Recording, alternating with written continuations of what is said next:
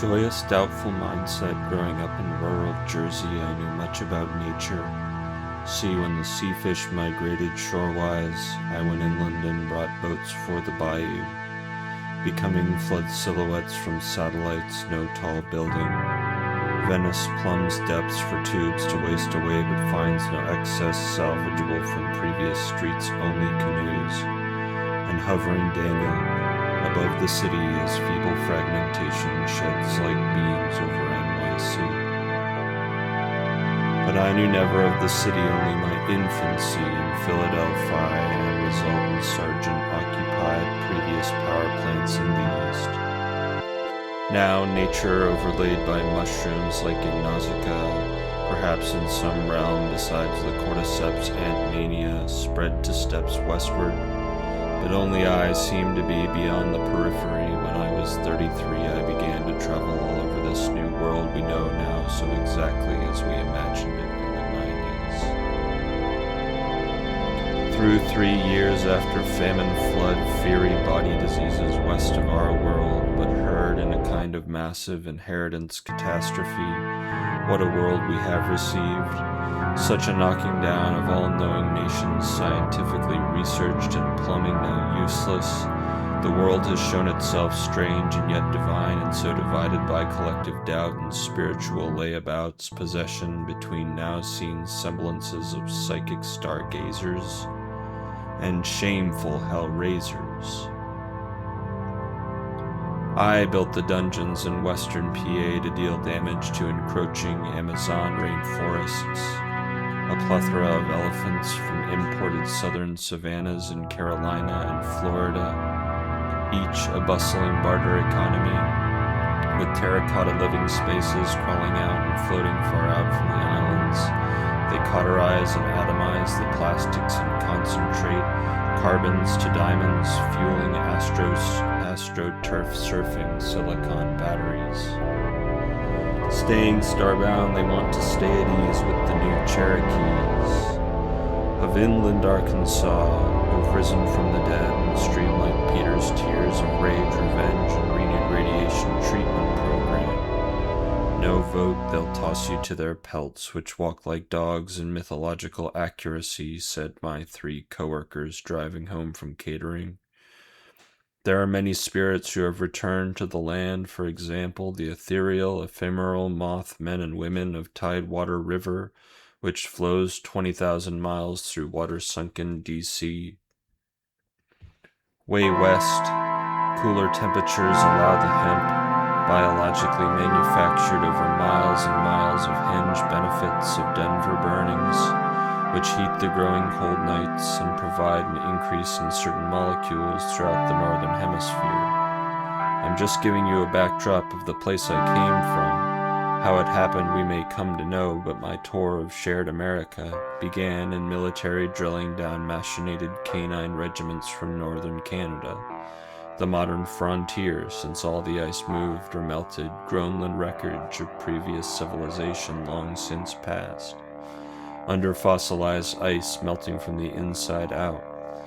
The northern icebergs were melting once more, and the earth with new terracotta technology could warm itself to provide necessary living conditions for the people beneath.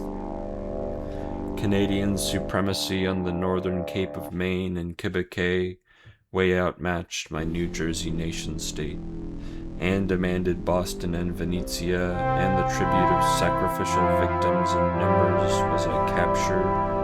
When once I awoke from manning simulated single combat, I felt a crack on the back of my head, quite unlike my meta-narrative.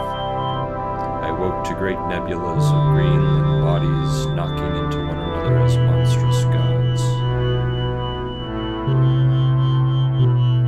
The decider of my fate was when I turned my head and saw the vessel craft in which I was lying on my back.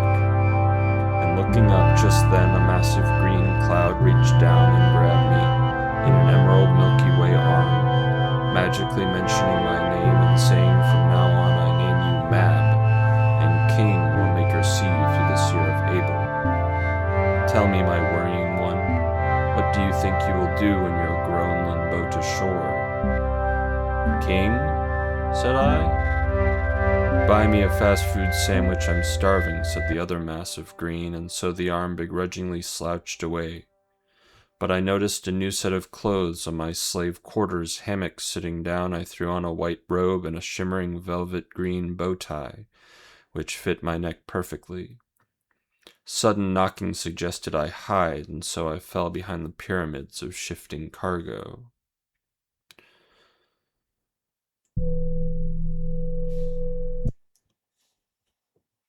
The newfound Cairo revival brought back Byzantine icons who showed humans in Rome the light of holy conquest of holy lands outside their borders, and Europe and Asia looked down on the cross's zombified second coming. But Germans and Poles swiftly mingled orthogonal dark practices in medicine, and splayed Italy and France joined with Macedon to swarm new Siberian farmers. Defenders of Greece and Magyar Old Hunnic territory, cavalry charges to tank radar-seeking drone warfare and unending war in Ukraine. Not now against the country of Russia, but now with Chechnya steppe nomad masters of the mechanism. Since they rediscovered Soma, speaking in Pi dialects received from Confucian's 7G radio towers, who have simulated mind control in Tibet. But of course, all before the mighty Eye of Osir, raised from the sea an Atlantean plastic island of the Sahara, quicksands, exploding waves of African waters blew the Mediterranean all over southern France and nearly all of Italy, islands in the Alps and devastated Paris, and rushed floods in Bavaria, but rose from that old Reichat and returned to the greening Mauritanian mountains. But enough of these zipping sailboat seafarers who traded in volcanic concrete and salt and challenged the Canadian oceanic naval doctrine. By chance I found myself in white robes and green tie in the basement of my ship's destined slavery for me upon arrival, and footsteps coming to find me in my ridiculous outfit, and not in my hammock. Would they saw off my little fingers and tear me in 3 pieces to harvest ATP? But soon I found myself face to face with a figure who was not pasty like a Canuck from Alberta or Wisconsin, but black, with raging purple eyes in line with those stories of Atlantean new men who stayed youthful, and warned me that I should not move or else I would feel his meat cleaver. I stepped, despite myself, into the shining light from the porthole, and flashed the green bow tie in a gesture of meekness. Widening eyes, he said, "Only come with me. The prophecy must begin subsequently." And he took me up on deck, where we passed the severed souls of many Nova Scotian sailors, and some with the heavy branding on their bodies or old British Columbian compatriots. His fellow, whose name I did not catch, but addressed my captor by the name of Poe, gestured toward the boat. A small dinghy with atomized diamond hull, and so we rowed. Poe told me why he hadn't killed me was because I looked hungry, and after all it had nothing to do with any prophecy of a green emerald bow tie and white robes, and I found this strange, but he said that I could count him as a friend. And then he smiled, and he and his friend exchanged knowing winks, and then the boat went down beneath the waves. Before the change again and again, and ceaseless change with that monumental capable foundations for our secret desire for freedom. We knew we had no time. When the winds came, this was something else, and no Rome could withstand a blast of hurricane power like this, although they tried, and assassination attempts and success brought our state to a broken, belligerent barony. Married ye? Noy, me craft prevents me, always steering into and out of tides. Change away, my mind wandered as we sank deeper. They both held my arms, and we all went down into the warm ocean. Where were those few charitable souls I had known in my previous to our sorry sinking tale, lost or else now changed? Simple life, but but only ever switching, swapping cards, stealing some from your can and giving back cartoon confetti. I could feel myself drifting in my mind set to sunrise, and all the words mingled, almost freezing for a second.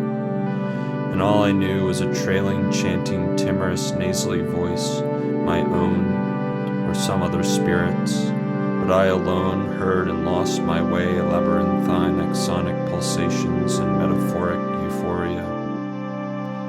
And towing me along, we reached a gilt gourd-shaped gasket with a chain wire landing pad, and we dusted off seaweed clingings as we strode toward the time lock, and opened the way into breathable, living, virtuous, God-given oxygen. My sinuses were swollen from all the salt water, and I flapped like a trout fishing pole dumped overboard. We made our way into the time chamber. A quick switch in directionality said Poe will take you nowhere. You have to crack it by 2,000 years or more to override the administrator password. Luckily, we Atlanteans existed 12,000 years ago, and so a factor of 6, and then they'll send you where you're aiming. I'm aiming? Said I. Yes, not we. Welcome to Terminal 4, it said on my screen. I looked around and they were gone. Perhaps the most important fact that no one realizes is that time in Atlantis begins at its sinking and progresses backwards in shifting paranormal drifting eye rainbows before your eyes, and its history retreats into a glorious distant past. For us, future told me they lies in the past, and only through diligent study have they, the ones in 33,000 BC, discovered how to travel before, or for you after, the initial sinking. And lo and behold, they've resurrected the town in 2033. That's my year, I would say, and they would laugh and say, yes, we know all about you all. And I would say, why me? And then they would say the opposite of whatever they had just said. They don't know anything about me after all. Ah, well. It occurred to me they were lying, but I thought, trust these time-traveling contradictors and whatever they'll have to say. Goodbye eventually. Here we go. Boom. They zapped me to 2023. Here I was in my older self, sitting on a bridge from 10 years prior. Fire exuded from the side to my left, all the way along the line, but cars kept streaming back and forth before me, and it occurred to me that the flames were in my mind, all an extended metaphor for my time in the city from which I had then just walked. But in a sense, the burning pyre was real, as I never was going back. I looked over the brimming bridge and saw the raging waters underneath.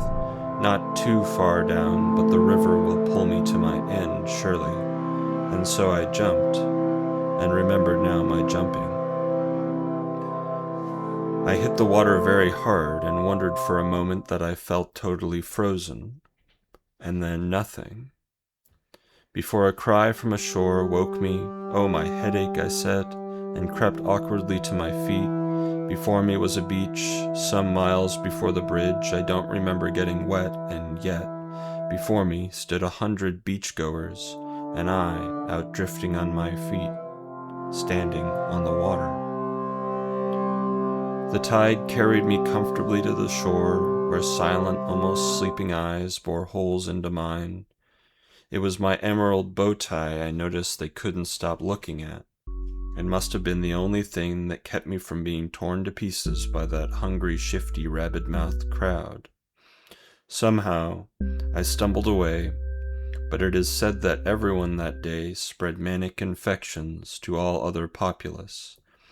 They believed in my being someone I was actually not, but beyond that same spell had fallen on all them who witnessed me, and it was like a new virus which split everything and canceled everything that was thought to be known. To all radar, telecommunications down, new internet viruses.